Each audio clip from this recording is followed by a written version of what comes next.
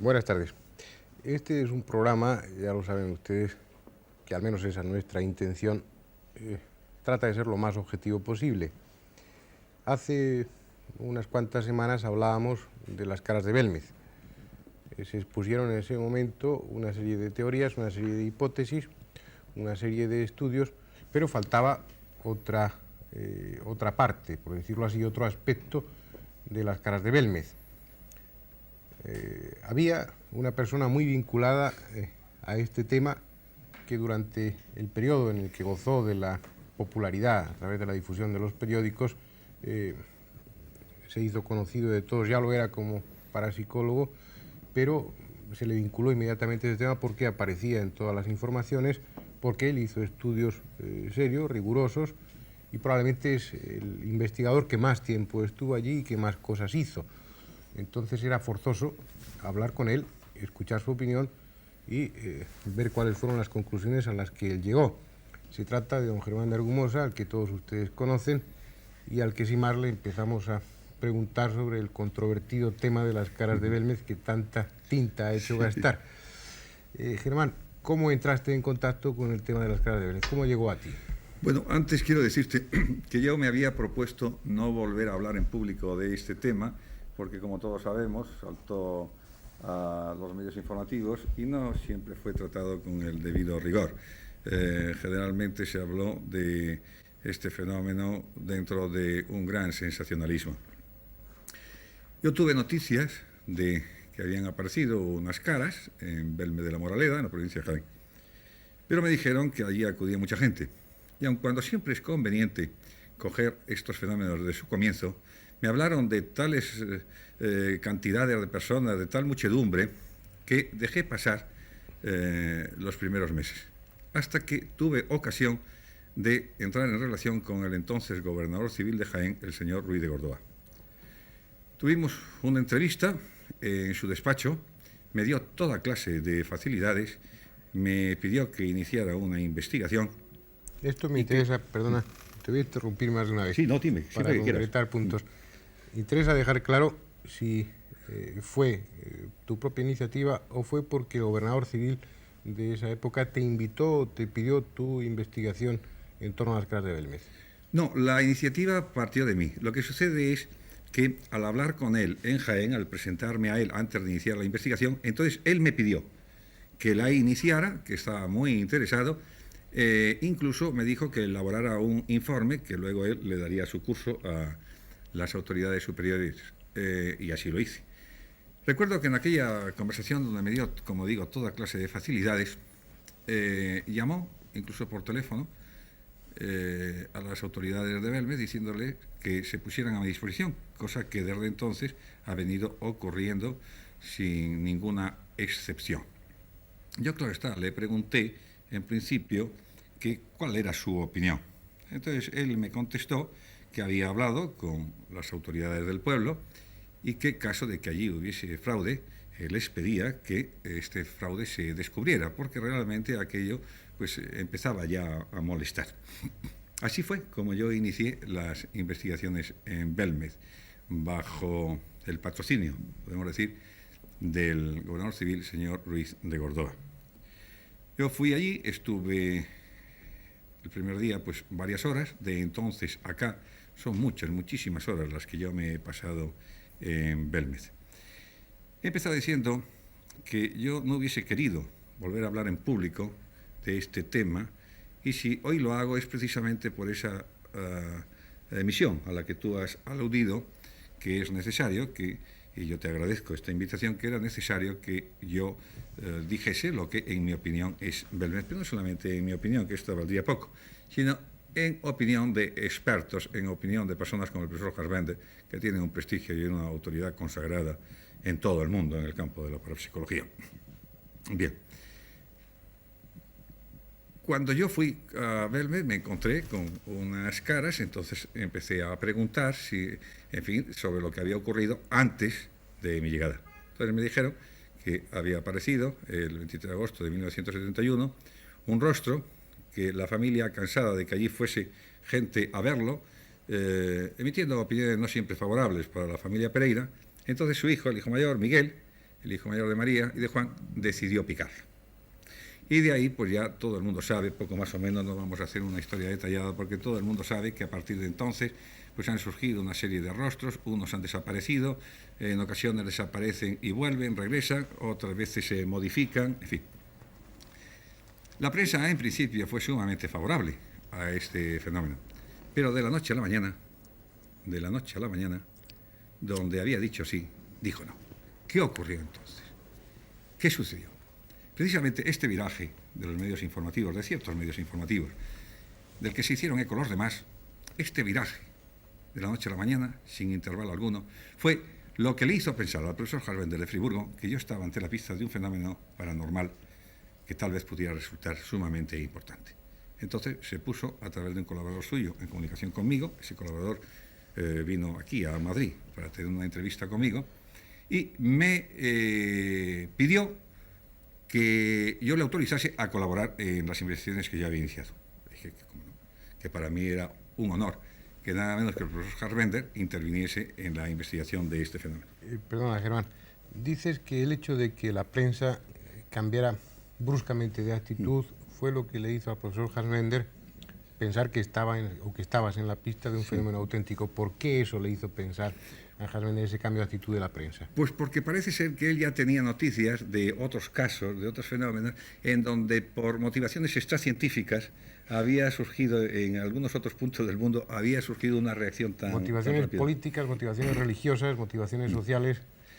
Hay motivaciones de todo tipo, ha habido motivaciones de todo tipo. Concretamente, en el libro que próximamente aparecerá, donde yo narro las investigaciones realizadas por el profesor Harvender y yo en estas teleplastias, que así se llaman, y que hasta que yo di el nombre nadie supo cómo llamar técnicamente a estas formaciones. Bien, pues en este libro yo digo que voy a contar lo que se dijo, lo que no se dijo y lo que no se pudo decir. Pero el libro no está en la calle. El libro todavía no está en la calle. Haz el favor de anticipar qué es. Sí. Voy a anticipar algo de lo que se dijo, algo de lo que no se dijo, y me reservaré lo que entonces no se pudo decir. Ya veremos, sí. Sí, te dejamos que te lo reserves. Bien, entonces se dijeron muchas cosas. Se dijeron que era fraude porque, claro, había que justificar el fraude de algún modo. Entonces se dijo que era fraude porque un señor había llevado a su medium, a una medium con la que él trabajaba, a una dotada de facultades de clarividencia, la había llevado a Belmez. Intentó hipnotizarla en la habitación, en la cocina donde surgen estas teleplastias, y no lo consiguió porque había mucha gente. Entonces se trasladaron a la habitación del hotel y dice, y yo lo creo, que allí en estado de hipnosis dijo que todo esto era mentira, que las caras que eran mentira, que era fraude.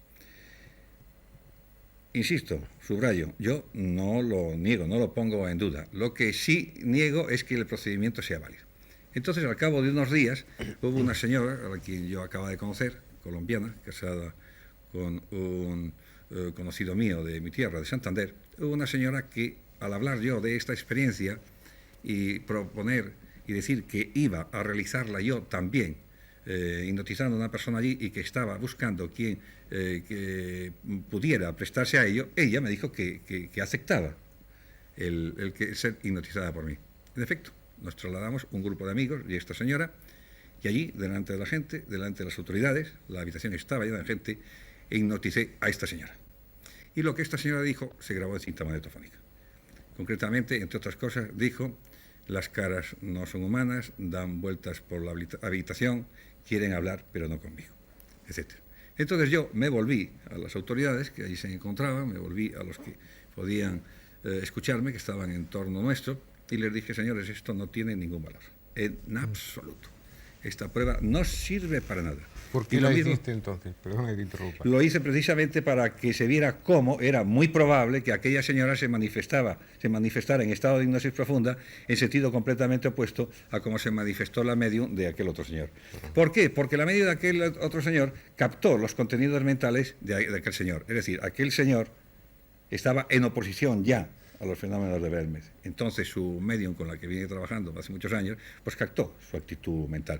De la misma manera que esta señora que me había oído hablar en sentido favorable, pues captó mi actitud mental independientemente ya de lo que hubiese oído a nivel consciente. Conviene dejar claro que eso es una hipótesis, ¿no? Sí, es decir, que no sirve. La prueba no sirve para nada, ni la de ese señor ni la mía. Y esto fue lo que dije.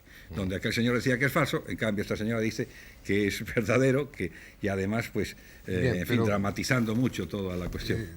Partiendo de la base, como tú justamente dices, que no se pueden considerar métodos objetivos de investigación, aprovecho para preguntarte qué investigaciones objetivables llevaste a cabo en Exacto, sí. Bueno, pues después de esto, alguien debió advertir que en efecto aquello no era una prueba que llevase a ningún sitio, que aquel no era un procedimiento de investigación, y entonces surgió otro argumento. Y el argumento es este, que se puede ver repasando los periódicos de la época, pues se puede encontrar uno con el argumento que, repito, era el siguiente.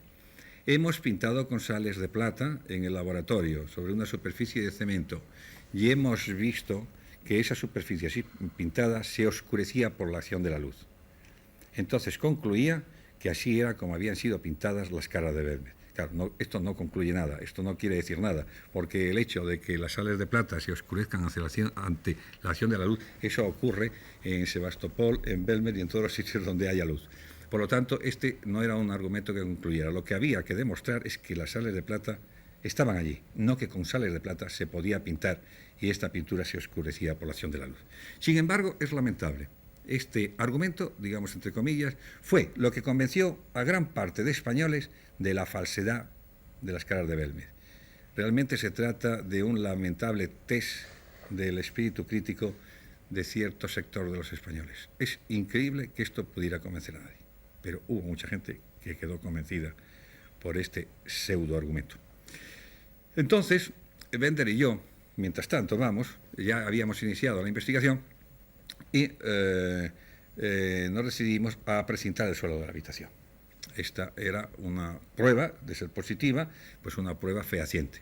Se precintó la habitación delante de él, el suelo, mejor dicho. Primeramente el suelo de la habitación con un plástico y al mes y con actas oficiales. Al mes se levantó el precinto y nos encontramos con nuevas formaciones, las cuales se levantó también la correspondiente. ¿Habíais tomado constancia, Germán, fotográficamente de las caras antes de realizar? Sí, claro, sí.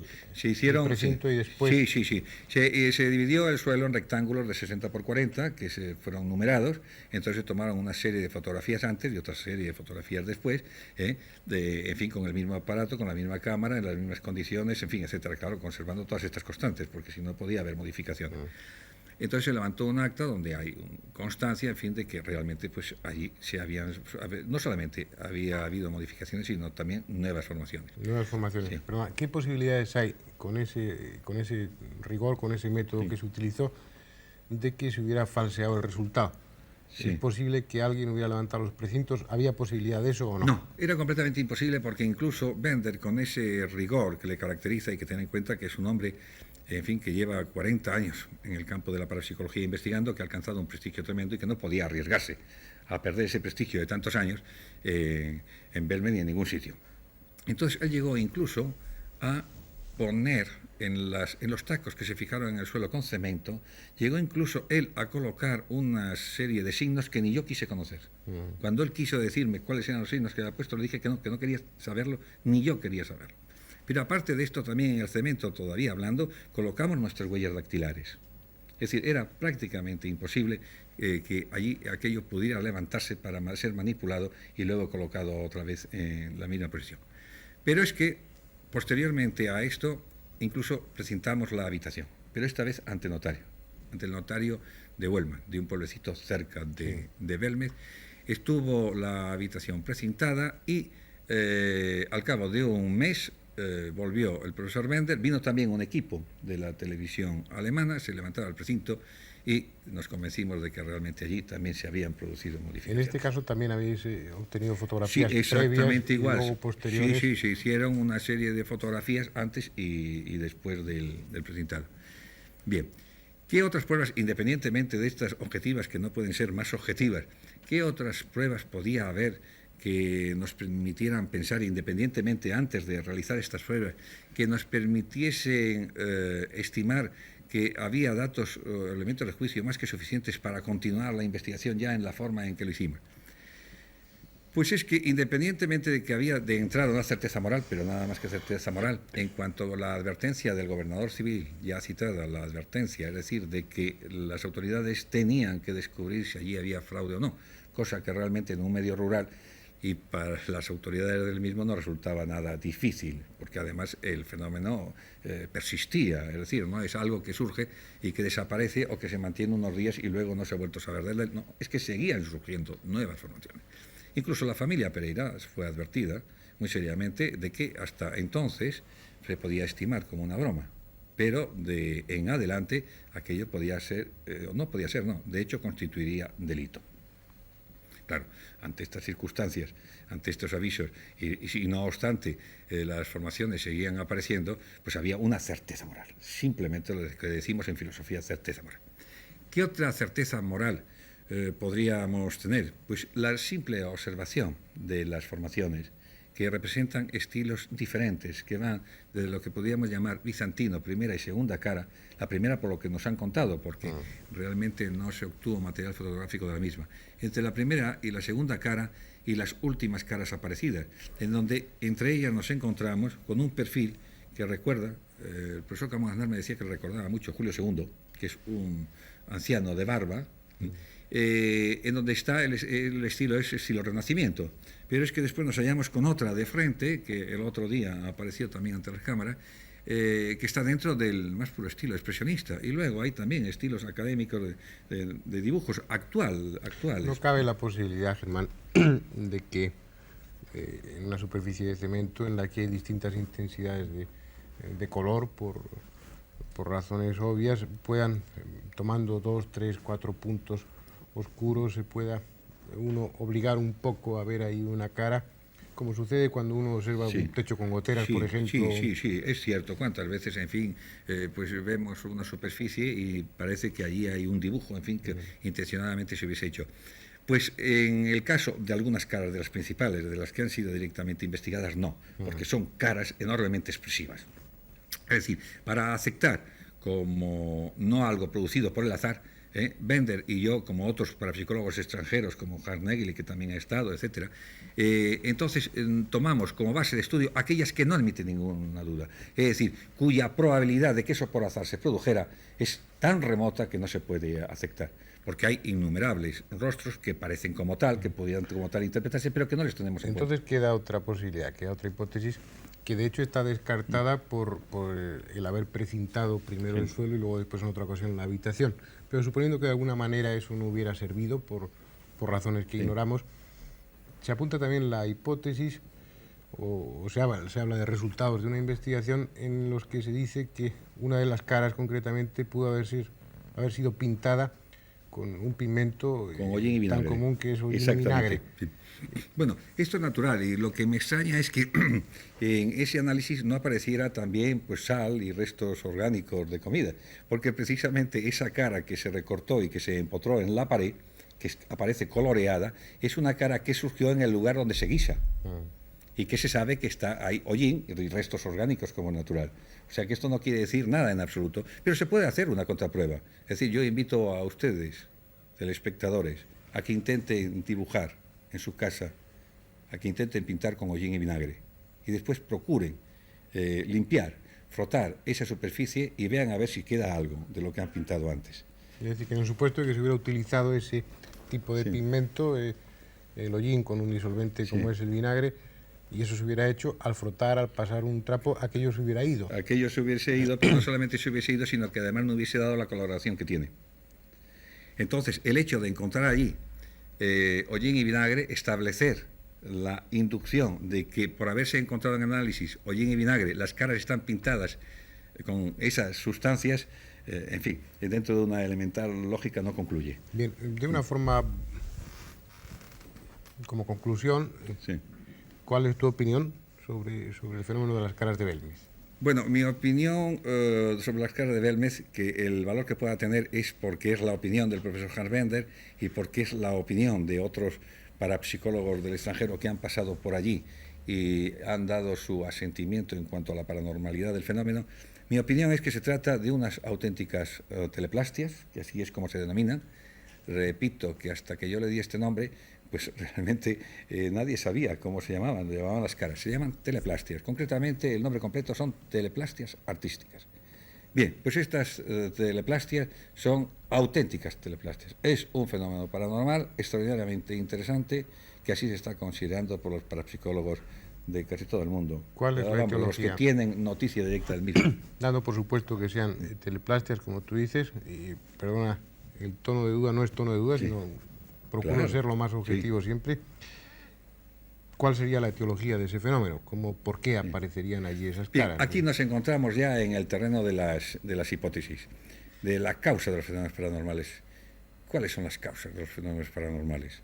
Aquí nos movemos en el campo de las hipótesis. No hay más que abrir libros como, por ejemplo, las obras del ya citado y repetido profesor Harvende, las obras de este riguroso parapsicólogo también, como es el doctor Rigel, hablar, por ejemplo, como ahora hemos tenido ocasión en este primer Congreso Mundial de Barcelona que he presidido recientemente, hablar con el profesor Toquet, con el profesor Hast de la Universidad de Edimburgo, también presente en este primer Congreso Mundial, y nos encontramos con una gran perplejidad en cuanto a las causas que operan. Nos vemos en el campo de las hipótesis.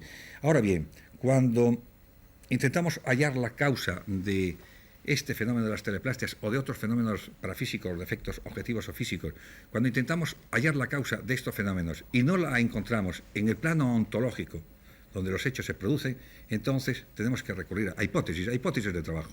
Y mientras una hipótesis no se verifique, cualquier hipótesis es válida, incluso hipótesis defectuosas. Porque ¿cuántas veces en la ciencia una hipótesis defectuosa ha dado paso a unas teorías fructíferas? Dejemos pues el tema en el terreno de la hipótesis en cuanto a su etiología, en cuanto a su explicación, ya que no en cuanto a la autenticidad o no, puesto que hemos expuesto las dos tendencias, las dos teorías que se movieron en torno al fenómeno de las caras de Belmez. Como siempre son ustedes los que pueden, si quieren, sacar sus conclusiones y, por lo menos de momento, ya veremos si con el tiempo volvemos a ello, dejamos aquí el tema de las caras de Belmez. Nada más, buenas tardes.